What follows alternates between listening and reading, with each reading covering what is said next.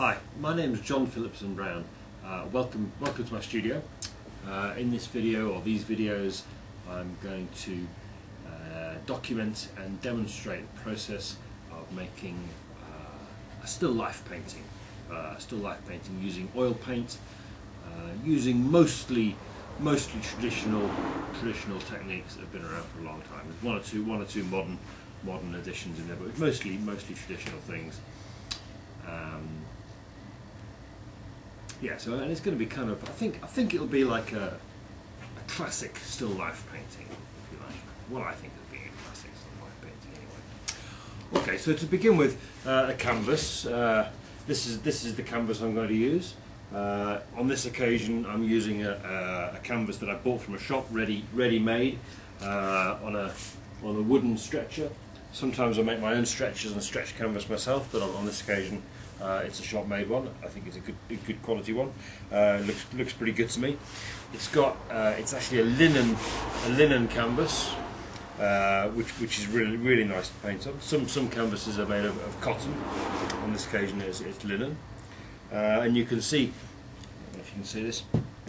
You can see here in the corners here there are slots cut for putting wedges in. That's to maintain the tension on the canvas. I'll do that later. I'm not going to do that just yet. But I'd like to think about the surface of the canvas. It's come from the shop ready. Well, they say ready to paint on. I like to improve it. I like to improve it somewhat because it's come with a layer of size on that prevents the paint from getting into the canvas, which would rob the paint of its brilliance as the oil sinks into the canvas if that were to happen, and would also potentially rot the canvas over a period of years. So the size stops that from happening and stops the subsequent layers from sinking in or being absorbed into the canvas. It's also come from the shop with a layer of white primer on, so they say it's ready to paint on. But I like to improve the surface and make it a really brilliant white surface to paint on. This first stage of the painting I think is really important, because every subsequent layer of paint, every subsequent thing that you do on the canvas depends on the first layers. And we think of painting as being a two-dimensional thing, but in fact it's helpful to think of it as in 3 dimensions as well, because what happens with this oil paint that we're going to use is oil paint is to a greater or lesser extent a transparent paint, and painters try to exploit the differences. Different pigments have different degrees of transparency, and painters try to exploit the differences in these different pigments to achieve stunning, brilliant effects with the colour of the oil paint. And what happens is, with a transparent layer of paint, light passes through the transparent paint, travel on until it reaches something opaque, and then reflects back. So in order to get a really brilliant colour, what you want is a really white opaque surface for that light to reflect back off them. The whiter and more opaque and more reflective that is, the more light will come back at you, travelling through the layers of transparent paint, which act like a filter, or rather like a piece of transparent gel, filtering out some of the wavelengths of light, giving the paint its brilliant colour. So what I've done, or what I'm in the process of doing, is improving that white surface that had come from the shop, and I've done this with some universal acrylic primer, which you can buy in a DIY store. Okay, that's not such a traditional material, I suppose. Alternatively, I might have used gesso or an oil-based primer. On this occasion, because it's easier, because it dries quicker, I've used acrylic. Okay, so I'm going to put the canvas on the easel. It's going this way. That is, it's going to have a landscape format.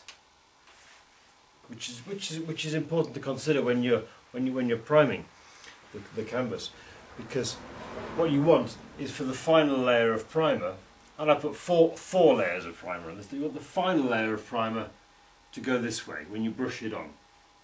So the 4 layers of primer, the first one goes on like this, the second one like this, the third like this, and then the final one this way. And between each layer you let it dry. In this case this primer takes about 3 or 4 hours to dry, and then you sand it down just lightly with some fine sandpaper. But as I say, you want the final layer of primer to go this way. That's because it leaves some brush marks. Even though you're going to sand it down, it's going to leave brush marks going this way. And you know, I like brush marks in my paintings. I think brush marks are an essential part of painting. I know some painters like to do everything they can to eliminate brush marks and make a really pristine licked finish, they call it. But I like brush marks. I think they're an integral part of painting. So the effect of the brush marks in the primer going this way has an effect on the whole painting. And because the painting has this aspect, this landscape format, it's basically a horizontal format, and the lines, even though they're minuscule, they're tiny little lines in the painting, in the priming, they have an effect on how the light falls on the painting, how it reflects back to your eye, and it's more comfortable if you have that horizontal lines in the brush marks rather than the other way. If I was painting a portrait, then I'd have that final layer of priming going up and down, but this way with this landscape, this still life, or if it were a landscape, in fact, it goes this way, a horizontal way.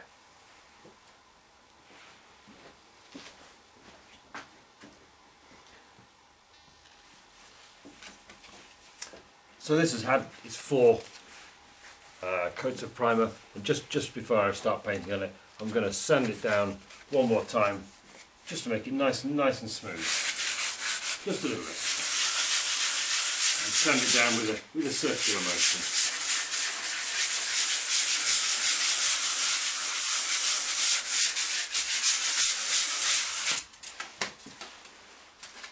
And the purpose of this really is just to get rid of any imperfections, any blobs of bits of paint there, any lumps and bumps that might be there, because you don't want that when you put your paint on it. You want it to go on smoothly and nicely. Yeah.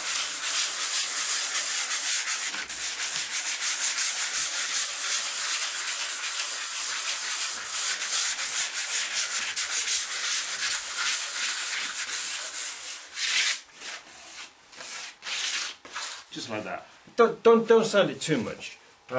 It's good for it to have a little bit of texture. You want it to be an even texture the whole way over, because you want the surface to have a little bit of what they call tooth that actually takes the paint off the brush as it goes on.